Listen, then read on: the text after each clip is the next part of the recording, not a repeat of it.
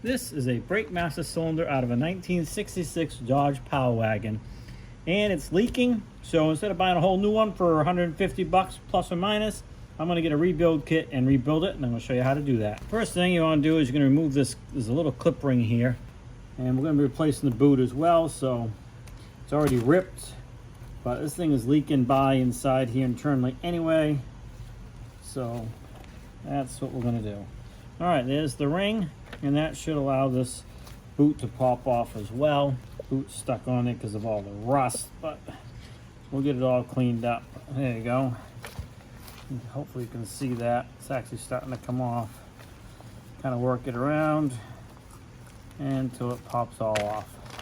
So there's the old boot. You can see that is broken in a few spots here, but the leak is actually internal here. You can see this is all wet.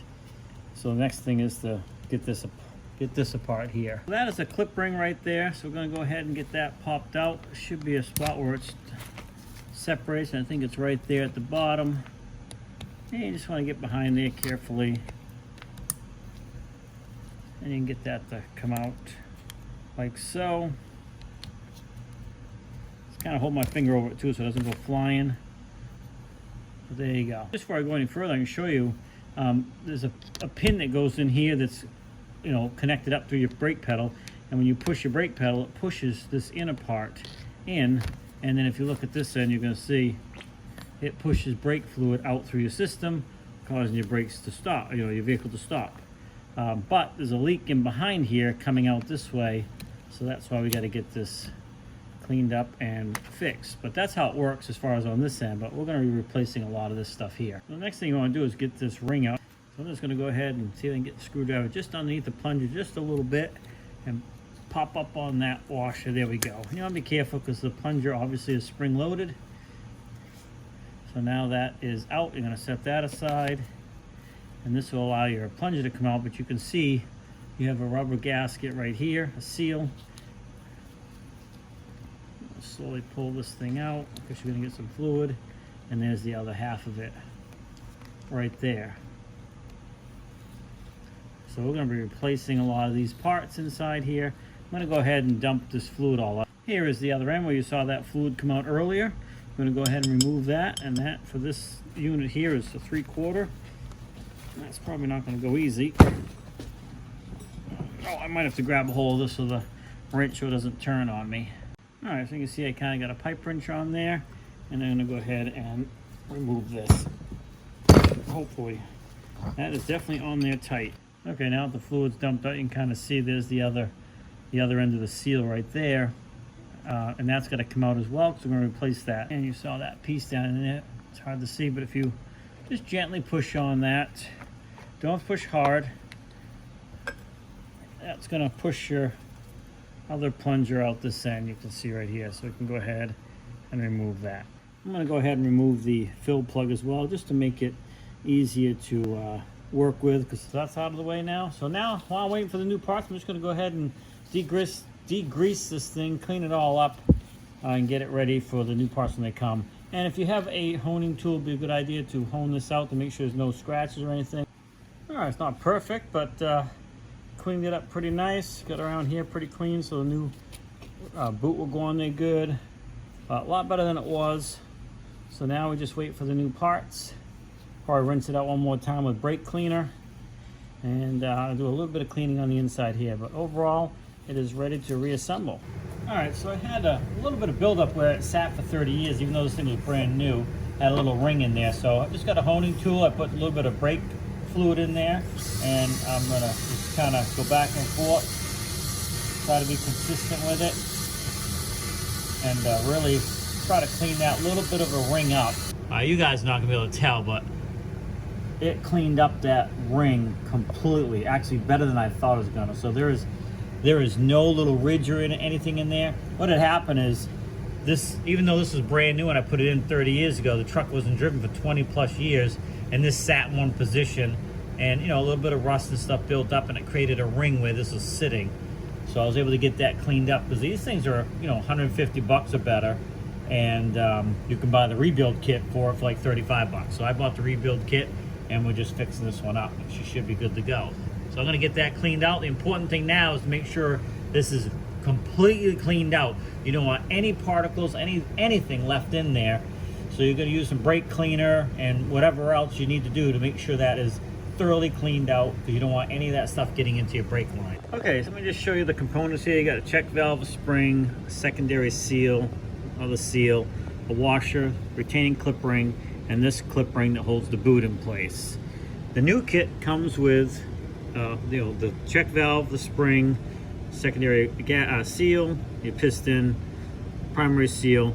Does not come with a washer, so we're going to move that over to here. It does come with a new clip, so we don't have to use the old clip, that one there. And it does not come with the clip for the gasket, the boot, so we got to have that as well. However, I did notice that this boot is a little bit different than this boot, so we may have to make some modifications there. As long as these components fit, that's the important part.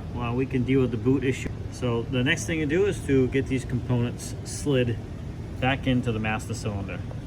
All right, and I am going to add some brake fluid to all these components here, just so we're not putting things in dry and having issues. So, all right, so it might be a little difficult to get some of these in and keep them in position. So one thing you can do, stand it upright like this until it bottoms out, and that'll hold everything in place.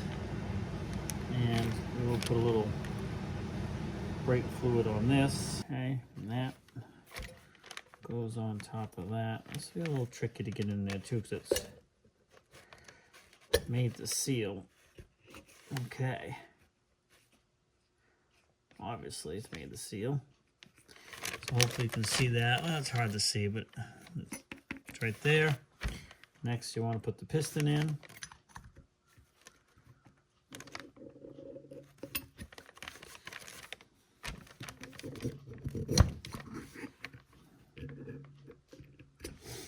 And then make sure there's some brake fluid on this so it's lubricated. The next thing is going to be putting that washer in, but I'm going to go ahead and get that washer cleaned up first. I forgot I did not clean that up ahead of time. So let me go clean that up so it looks a little bit better. We don't get any particles down inside the master cylinder. All right, so I got that cleaned up. I just took it over the wire wheel and cleaned it up really good. Probably should have done that before I started, but hopefully you can see that. Next thing I'm gonna do is gotta compress this down inside there. So we're gonna compress that spring, and then we gotta get this seal to go by. So that's sitting in there. So just want to do that carefully. We don't want to damage it. It's gonna have a little bit of pressure to it. Now we should get it to pop by like that. So now we gotta hold that.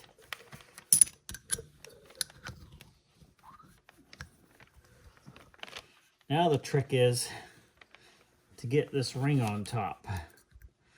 Now, there's a couple ways you can do it. I might have to use a clamp to hold this compressed so I can get this on top, so I can get my other finger in there.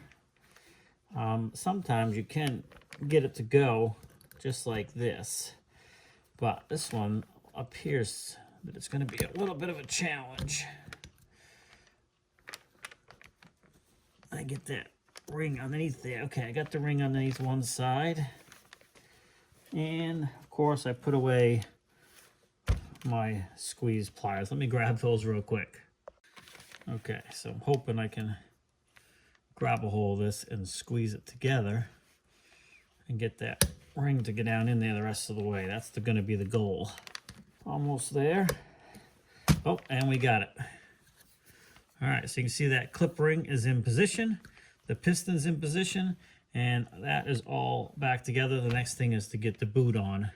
I'm going to take a look at this boot to see if it's designed to stretch over that, and the way this is designed holds it in position. I haven't been able to get it yet, but it appears that this lip, the way it's designed, is going to catch this little indentation right here. Instead, this one used to sit over it, and this clip ring would hold it in place. So I'm going to go ahead and try that. I kind of tried it really quick to see, and it looked like it was going to go. Let's see. Ah! Oh, it's close.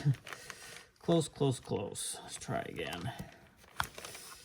Because I got a little bit of brake fluid on it, so it's a little slippery, of course. I don't want to grab it with anything and poke a hole in it. Oh, I think I almost got it. I did. I got it. Okay. All right. So that is in position. Nice. So I didn't have to use the old boot. I kind of would rather have the clip. You know what? Maybe I can get that clip on there anyways. Let me go clean this clip ring up. It just didn't look like it because the boot was quite a bit different design. But you can see I was able to get that on there. That's a spring-loaded clip, so that's going to help stop that from coming off. Excellent. So we are in good shape.